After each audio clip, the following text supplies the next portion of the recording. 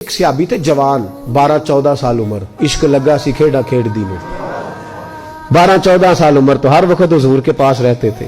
صحابہ کہتے ہیں ہم نے سوچا ہر وقت ہی رہتا ہے۔ ایک دن نبی پاک صلی اللہ علیہ وسلم نے کہا ان کو ذرا بتاؤں تو صحیح ہے مجھ سے پیار کتنا کرتا ہے۔ صحابہ کو تجربہ کرانے کے لیے حضور نے اس سے کہا مجھ سے پیار کرتے ہو؟ اس نے کہا بیبا آپ کو پتہ ہی ہے سارا۔ تو حضور نے فرمایا جاؤ اپنے باپ کی گردن کاٹ کے لاؤ۔ کس کی؟ اوکھا جے بابا کام، ہاں اپنے باپ کی گردن کاٹ کے لاؤ۔ 12-14 سال عمر، چھلانگ لگائی۔ مسجد نبوی کے دروازے پر مولا علی شیر خدا کھڑے تھے، ان کی گردن میں تیر کمان تلوار تھی، کھینچی تلوار، اور جب دوڑے نا جذبات میں تو حضور نے فرمایا اسے پکڑ لاؤ، اس نے سچ مچ کاٹ کے لے آنی ہے، لے آؤ پکڑ کے۔ عاشق نزاکت جانتے ہیں۔ حضرت طلحہ بن برا بیمار ہو گئے، بیمار، دن میں 2 دفعہ میرے نبی تیمارداری کرنے جاتے، 2 دفعہ۔ اللہ کرے وہ بیماری میں ہی آ جائے۔ چر ہویا مینو ترلے لیندیاں، کدی موڑ میرے ول واگاں، خواب میری وچ ایک وار جاویں میں ساری عمر نہ جاگاں۔ نبی پاک صلی اللہ علیہ وسلم 2 دفعہ تیمارداری کرنے جاتے، 2 دفعہ دن، 2 دفعہ حضور پتہ لے۔ ایک دن حضور شام کو گئے، ان کا ماتھا چوما تو حضور کی آنکھوں میں آنسو آ گئے۔ پھر میرے حبیب پاک نے ان کے والد کو کونے میں بلایا، کوئی بات کہی، باپ بھی رونے لگے۔ حضور نے پھر پیار کیا، چلے گئے۔ حضرت طلحہ اپنے ابا جی سے کہنے لگے حضور کیا کہہ کے گئے؟ کہا بیٹے کچھ نہیں۔ کہا نہیں مجھے بتائیں، کچھ نہیں، رشتہ ہی بڑا نازک، نہیں بتائیں۔ تو باپ نے سر پہ ہاتھ رکھا، کہا حضور کہہ گئے ہیں تو آج شام کو فوت ہو جائے گا، اور جب حضور نے کہا جب اس کا انتقال ہو جائے تو مجھے خبر کرنا۔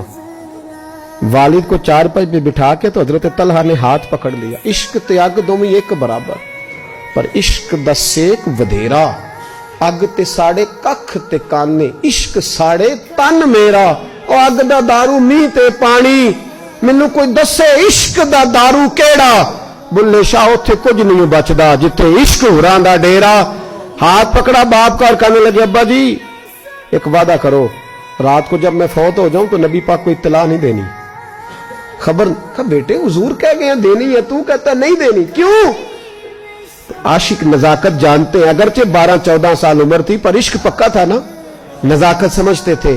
کہنے لگے ابا جی جن گلیوں سے حضور نے گزر کے آنا ہے وہ یہودیوں کی گلیاں ہیں، ایسا نہ ہو میرے جنازے کی خاطر حضور گزرے اور کوئی میرے نبی کو تکلیف دے دے، اس لیے خبر نہیں کرنی مصطفیٰ کو، آپ جنازہ پڑھ کے دفنا دینا۔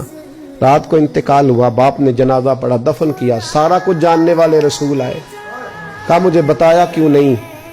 عرض کی محبوبہ، کہتا تھا حضور کو تکلیف نہیں دینی، میری ذات کی خاطر تکلیف نہ دینا، نہ کوئی یہودی تکلیف نہ پہنچا دے، گلیاں یہودیوں کی ہیں، قربان جائیں ساری دنیا روضہ رسول پہ، اور میرے رسول نے فرمایا مجھے بتاؤ اس کی قبر کہاں ہے؟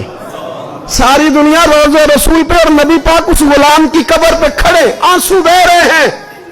صحابہ کہتے ہیں ہر قبر پہ دعا یہ ہوتی تھی یا اللہ قبر کشادہ کر دے، یا اللہ اس کا حساب آسان کر دے۔ یہاں دعا بھی انوکھی، اس کے لیے دعا بھی انوکھی، رشتہ ہی بڑا نازک ہے۔